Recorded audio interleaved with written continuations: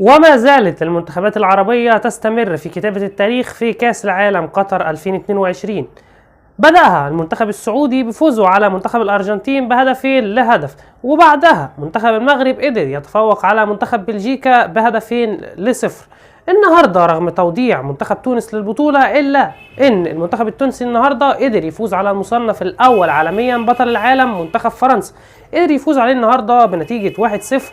ألف مبروك لمنتخب تونس، وما تزعلوش على خروجكم البطولة، يكفيكم شرف المحاولة، قدمتوا أداء أكتر من رائع. والمشكلة في مدرب المنتخب التونسي، هو السبب في الموضوع دوت، إن هو ما قدمش الأداء اللي الناس كلها كانت مستنياه من منتخب تونس بسبب التغييرات واللعيبة اللي كانت بيبدأ بيها. ما كانش بيبدأ بوهب الخزري، ما كانش بيبدأ بعلي معلول، والنهارده شفنا بداية علي معلول وبداية وهب الخزري ان هم يبدأوا المباراة من بدايتها، قدموا أداء أكتر من رائع النهارده.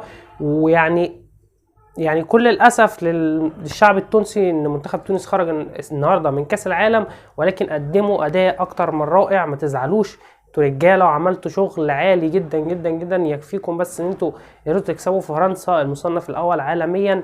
ويعني محدش يزعل من منتخب تونس خالص. وكمان علي معلول خرج بعد المباراه وصرح تصريح كده بيعتذر فيه للشعب التونسي كاملا ومشجعي منتخب تونس على خروج منتخب تونس النهارده من البطوله.